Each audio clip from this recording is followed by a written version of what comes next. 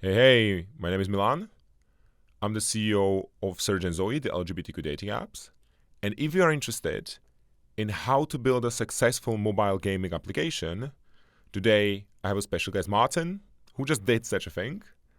So maybe he can tell us the insights from the gaming industry.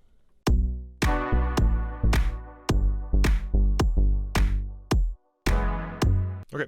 Hi, Martin. Hi, Milan. I'm super happy that you are here. So, look, very short introduction. Martin is a serial entrepreneur. I think you are on your fifth company, fourth. Yeah, depends on how you count. Okay, so it's apparently very difficult to count. And namely, you were the founder of Surge, right? You were the first person who got the first app of Cosmic Latte off the ground, if I'm not wrong. And then you were also founder of STRV, Kindest.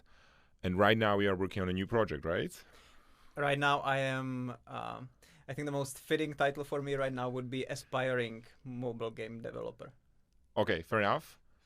And is it fair? Isn't it a bit too humble given that you recently released a beta version, or was it No, alpha I version? think it's very fitting because look, the total number of games I released is zero. This version we have in the App Store is more of a soft launch. Okay. So I think it's very fitting. All right, understood. And in terms of apps, this is your third one, fourth one? Mobile apps in general? Yeah. Well, we released plenty. Back in STRB, STRB is a company that grew on building mobile apps. So in terms of the mobile apps that we released for our clients, there was plenty. Okay. And then Cosmic is mostly constitutes of mobile apps, right? So yeah, Cosmic being the company behind Surge and Zoe, of course. So this new project that you would consider soft launch, tell me about it. What's special about it? Why do you believe in it? Right? It's a mobile game. There's plenty of games. Why would you take your precious time and invest into this one and not into, I don't know, developing our dating app? That's a good question. To be honest, I don't believe that the timing is necessarily right to start building mobile games. Okay.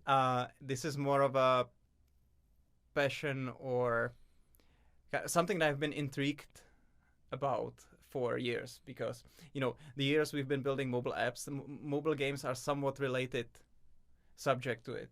So I was always curious about it. But we never got to build anything in that regard because that was not the core focus of STRB. So it's more about me going back to something I always wanted to try. This is what I hear a lot, right? So there was something that I wanted to do, but it wasn't on the market, so I just decided to build it myself. That's very entrepreneurial view. But like sort of pivoting back to the original question, so why this project? So I understand that it's your passion, but then, it's a project that you released, even if to some like preliminary version, but I'm guessing there is something special about it that makes you believe that this is the way to go, or is it just an experiment? How do you perceive it? Well, I wouldn't necessarily say it's something that's missing on the market, but the journey that led us to Scavenger and the mobile game we are building at the moment was complicated, and it at one point it involves even NFTs and crypto that we moved out of. So what was your question? Why this specific project? What is special about Scavenger and why are you like spending your time with this project and not with building something else? Like, what makes you like believe that honestly, this can be something? Because good? we want to. We want to build the mobile game. That's super interesting. That's very different type of thinking that I have. So like my way of doing business is like I check all the boxes, do all the plans, like do all the Excels, and then just execute. And you are much more methodical than I am. Yeah. And it seems that yours is, I like it, so Pretty I'm much. doing it. Pretty much, and like initially, like we started this project in early 2022, when the overall kind of landscape of the whole technology market and financing and so on was different. So we started with a bigger team, and then we kind of shrunk down as we ran out of financing. So big portion of what the product is today is because we had to limit the scope. Okay. So what I essentially hear is that this is kind of a hobby of yours that No, you well, made your that job. maybe I have overstayed. Like it's not. It's obviously a job. Like it's something I do full time, and Yeah. and the intention is to make it profitable, for sure. Okay. For sure. But I would say it's as much as it is a business, it's also a learning kind of a process. Okay, understood. So is it fair to say that, just sort of summarizing the discussion, so it's something that you consider being your passion, which I bet is like my job is also my passion. It's super practical, right? Because then you just do it without any like additional energy. It actually produces energy unless you overdo it. And for you, it's kind of an experiment, which I mean, any kind of founder will tell you that like, learning is a huge part of the journey, right? So this is your entry point into the world of mobile gaming, right? Yes. Okay, understood. 100%. So, all right. So we established that Scavenger is sort of an experiment that you have for learning and for passion. So if you were to like give us the characteristic of the game, I know it's a shooter. I played it for a bit, but I played the current version. I guess there is like a the full version that is about to come out in half a year or something. So what is the So it's a casual top-down sci-fi shooter game. Okay, I have no clue what it means. So it's a game where you play. You basically play a kind of a space cowboy shooting robots. Okay. And you collect weapons and okay. Yeah. Manage inventory, collect weapons, all that you would expect. And you also mentioned casual, and I like heard this from you multiple times in our discussions over lunches and whatnot. I still don't know what it means. What is a hyper casual mobile game? Well, hyper casual is something else. Like we are targeting a category that would you would call hybrid casual. Okay. What it is I think the most accurate definition of that would be it's a game that's casual and simple enough in order to perform well in mobile market, which largely constitutes of people who don't consider themselves gamers. Okay, understood. So ideally, it should be very easy to learn, easy to play, but deep enough to hopefully retain the players for long enough so that they also spend some money in. Okay, understood. And now maybe bridging a bit into the sort of market knowledge. So this is one category of mobile games. What are the other ones? So there is apparently something that's even more casual. And then there is something that is less casual, or like what's the hyper differentiation? casual, which is what you mentioned, are basically games that expect you to play them for like 2-3 days. What would be an example of this? Like, is there a popular game that has this? Well, there's plenty. It's actually the largest category of mobile games. In terms of revenue produced? In terms of revenue, in terms of the sheer number. Really? Okay. But they are so simplistic. You can imagine like a game that constitutes of just shooting a ball on a basketball into the basket. Would Temple Run be an example? You just install it and run from a boulder, or is that not casual enough? Temple Run might be more than hyper casual. Okay. Hyper casual is really it's super simplistic. Like usually there's just one mechanic. Okay. One game mechanic that's very easy to introduce through ads. And typically like you play and it's the game serves you lots of ads. Okay. So it's just the traffic and you get so much money kind from of a it. traffic Okay. multiplier. Okay, interesting. All right, so we have hyper casual that we make money from just sheer amount of users and getting ads. Then we have your category, or is there something in between? No, then there's you could say that there's hyper casual, hybrid casual, and mid-core, hardcore, anything. Okay. For the lack of better term, what is a hardcore mobile game? I would say Diablo Immortal. Okay, so something that you really commit to, build your character, play for months, right? And then there is something that's more demanding in terms of getting into. And just to maybe like get a bit more intuition, where would you put the like super successful mobile games such as Clash of Clans or Clash of Clans? I think the opinions would differ on that, but Clash of Clans I would consider mid-core understood. game because it's relatively deep. It's part of the success. The Clash of Clans being one of the most successful mobile games of all times. It's very easy to learn, but it's deep enough so that you can spend endless hours and days and months in it. Okay, and so that's kind of a perfect blend. Understood. It starts as starts very casual, but allows you to spend a lot of time in it. Understood. And all right, so and this is the differentiation of the games, right? You either go like hardcore Diablo Immortal, which is like super, almost like an RPG for PC. I think that is, maybe serious gamers would maybe dispute that Diablo Immortal is a hardcore game, but in terms of kind of mobile game segmentation, I would consider that a hardcore game. It takes a lot of time to get into it. Yeah, I actually did the first act, so it took me a few weeks. Yeah. Yeah, okay. And then on the other side of the spectrum, you have the hyper casual games, which are essentially like one game mechanic on repeat. Yeah, and it's just one-dimensional differentiation, or is there also something else? Well, there's other categories, but generally the kind of biggest trend in mobile gaming, I would say, and the reason why hyper casual games were so successful is marketability. Okay. So in order to, you're targeting broad audience. Most of the people who play games on mobile devices do not consider themselves gamers. Okay. And you're mostly targeting them through ads. Right. So you're looking for something that's easy enough to explain in 5 seconds. Right? Okay, so it's something that's super comprehensive. Yeah. Okay, understood. And is it also true that the hyper-casual games monetize by ads and the more hardcore games monetize by in-game transactions? For sure, yeah. Okay, interesting. Yeah. And so that leads us to hybrid casual, which is kind of a combination of the two. You monetize both through ads and through in-app purchase. All right. And then getting back to the market, do you have any intuition on how big the market is and what are the biggest geographies?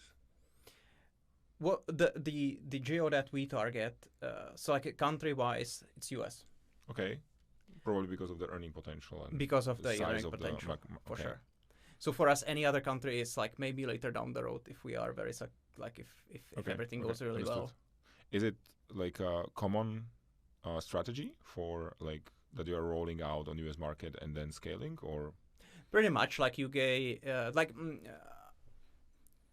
soft launching is a common strategy. If you are a huge company like Supercell, maybe they soft launch in Canada or Australia just to not to launch prematurely in US, which is the main market. But for us, we can pretty much make the app available anywhere because nobody will download it anyway without us actively pushing it. So, Understood. So we are free to launch anywhere. The reason why we are testing it out in US is so that we get accurate results. Yeah, because you get more volume. Okay. And also we get US players, right? Like if we did the similar test in Canada, we might not necessarily see the same numbers. Yeah, understood. That's interesting. And it's a bit contra-intuitive, right? That you have, like, if hyper casual is something that is monetized essentially exclusively by advertisement, and it still constitutes the biggest size of the market, which is a bit odd now, because if you have like the mixed or hardcore, they have the second revenue stream. So I would assume that these games would make more money. Or how does the business work? Is it that the companies that create hyper casual games just create 20 times more, and that's how they get money, or? Many more than 20 times. That there's so many. So they're just flooding the market by, for the lack of a better term, like bullshit products, and catching people just like getting them for attention. Pretty, yeah, That's awful now. Well, people enjoy them, like most mobile game players, play when they're at bathroom, for instance. So fair enough. So you might be looking for something very simple that you can play for 1 minute and be done with it. So okay. And now maybe switching the page a bit, but so you are pretty far on the path of getting into a successful game, and you probably also are like in the community, so you know the sort of standards of the market and what are the steps. And I also understood that if a company has to release 20, 30 hyper-casual games to make the ends meet, it's probably a pretty standardized process, right? It is definitely more science than an art anymore. Okay, so what is the process? How do you get from zero to having a successful game? What are the milestones? So again, you're asking someone who is hopefully about to release the first successful game. But with that in mind, the marketability is a key. Okay. So big part of it, I think, is to try to develop the marketing part alongside the product from the very beginning. Okay. What that means, develop the marketing, is basically fancy way of saying that you need to test different kinds of advertisement across different networks. How do you do that? How do you develop a game and easy. test ads at the same time? Well, that's super easy because in order to create ads, you don't necessarily need to have a fully fleshed out game. You don't pretty much need any.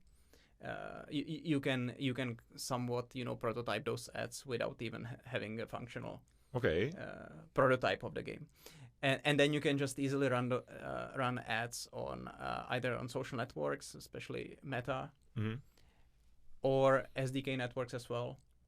So it has actually become very easy to run marketability tests. So where we are looking for product market fit within our products, you are looking for cheap advertisement, essentially, right? Cheap pretty advertisement much, fit. advertisement that it also depends on how well you monetize, but you can look into the kind of standard numbers of kind of usual revenue per download in that genre that you're building. Okay. And then you would hope, or your goal would be to be marketable with cost per install that's lower than that. Okay, understood. So this is the critical thing, and what I'm hearing is that I'm gonna try to assemble the timeline, right? So you get a team and get some kind of money because you can't work for free. And then you start developing, right? And the second you have the first basic mechanics, whatever you can put into 3-second video on Meta, you do it, test it, and if it performs well, you continue. If it doesn't perform well, then what? Do you remake the game or? Well, that would be the science of it. So elaborate. It's also I think it's good to mention that some of the most successful projects, consumer-facing projects in games or anywhere, is kind of break the rules. And do things differently. But if you're asking about what would be the best process, what was the science of releasing successful mobile app, whether it's a game or anything else, testing the marketability, the distribution, which usually is through ads from the beginning, is super important, because otherwise what can happen to you is that you will spend years building the game, then you release it, and you will learn that you have no way to distribute it, because App Store is a super crowded space. Oh yeah. It does not give you any discovery for free anymore. So you'll have to push it by yourself. If you can do something outside of the science of releasing a mobile game, kind of have your own community built from the ground somewhere else on Reddit, for instance, and launch it from there. That would be even better. But majority of games will go through ads. Before I get to painting the timeline, so is it possible theoretically in gaming that you build a brilliant game that has good retention, monetizes well, it's just so difficult to market that the project 100%. Will get just never takes off, right? 100%, because you're essentially competing against the entire world, right? So even if you build something that's fun to play or good, is it so exceptional that there's nothing out there that even compares to it? Understood. So what you're essentially saying is that it's definitely possible. Having a fun game is just not a differentiator anymore, because anybody can essentially do it, right? You need to be able to essential, market it. But it does not guarantee success. Understood. In It's this super crowded market. Fundamental but not sufficient. Yes, Okay, it's very good. required, but not sufficient. Yeah. Okay. So back to the timeline. Assemble team, get the money, build a game, start testing ads, Mhm. and then let's say that you pivot, you get somewhere, and then what? Eventually have a soft launch. That's where you're here. Or, like Eventually, where you you are now, or have a soft launch, and you focus more on the monetization side of things. And then whenever you feel ready, you feel like you can't improve the numbers anymore, you go into full launch. And what's the difference between soft and full? soft launch, typically you only advertise the game as much as, like, with your goal with the soft launch is to test and optimize. The actual launch you want to scale. Okay, understood. So essentially, you just buy as many users so it's statistically significant, and that's it, right? As many users can, as like, test it. yes, as Okay. you can. So like that's not many, right? Like Yeah. you can do, for example, in our case, as we are super small, we would one iteration of would be like we spent $200-300. Okay. How long does this take? Like, unless you The test, no the whole thing. Like, how long would you consider good performance to soft launch, and then from soft launch to proper launch? Well, as soon as possible. Like I would ideally. It's a typical CEO response. When do you want it yesterday? Depends on what, like, your size and what you're going for. I would ideally like this to take like 3 to 6 months. Okay. But because this is our from first soft to proper, or from zero to I soft? mean, for the whole project even. Okay. It would be the faster you can test ideas and iterate or Okay. move to different ideas, the better. That's a bit quicker than like But finding that's hybrid casual / hyper casual games. Yeah. Obviously, like somebody like Supercell who's building, hopefully the next Clash of Clans will spend much more time. Understood. And for them, they have games in soft launch for years sometimes. Yeah. Okay. Understood. So that's strange, because like looking for product market fit in some projects, especially the ones that like include some kind of a new technology, takes years. And this really seems like snap, next one. Let's move a few like 100K and then like release It's a new a good one. way sunset to this. it's a good way to begin. If you are early on, you want to find your way to some revenue at least before you run out of money or energy. Seems like but it's not necessarily the approach that we take, because we, as I said, we want to learn as much as we can and put a little more love into the product. But as a general advice, I think the faster you can move, the better. Is it true to say that the industry is significantly more high-paced than the other products? Because I mean, dating app doesn't take 3 months to get out. Dating app would take, although I think the very first version of Search took us how long? 4 or 5 months to get out. Okay. To get out meaning to get released. Mm-hmm. To get the users, that's a different story. But that's a soft launch, right? And you're saying that you want 3 months for the whole thing. For hyper / hybrid casual games, getting to the App Store and getting first users as soon as possible. Okay. Yeah. Okay, for understood. Sure. And the second question, to sort of like give the timeline a bit more clarity, who are the people that you absolutely necessarily need, right? So you need a developer, you need somebody who like takes care of there being money, so yourself, and who else? Well, in the currently we are the team of 2. Okay. So you can. It depends more. It's more about what you can afford. You can do everything by yourself. Like it's possible to develop a mobile app or mobile game in one person. But obviously, the more then you are a generalist. So the more someone who's a specialist in that field will always do a better job than you. Yeah. So the bigger the team, the more specialists you have, the better the product will turn out eventually. But the typical roles would be what? Developer, then there will be financial person, there would be designer. programmers, there would be people there will be animators, there will be Oh. 3D graphics. There would be, you can even have a dedicated person for visual effects. There can be someone for to marketing, no? marketing for Seems sure. relevant. Sound, like you can. It's like you can almost Mm. endlessly like divide these roles into. Yeah. And what is the most for you? What was the most heavy lifting? Like, was it to make the models, or to code it all, or to Asset creation was the biggest okay, part of asset as in 3D modeling? 3D modeling, animation, visual effects, lights, all of it. Yeah.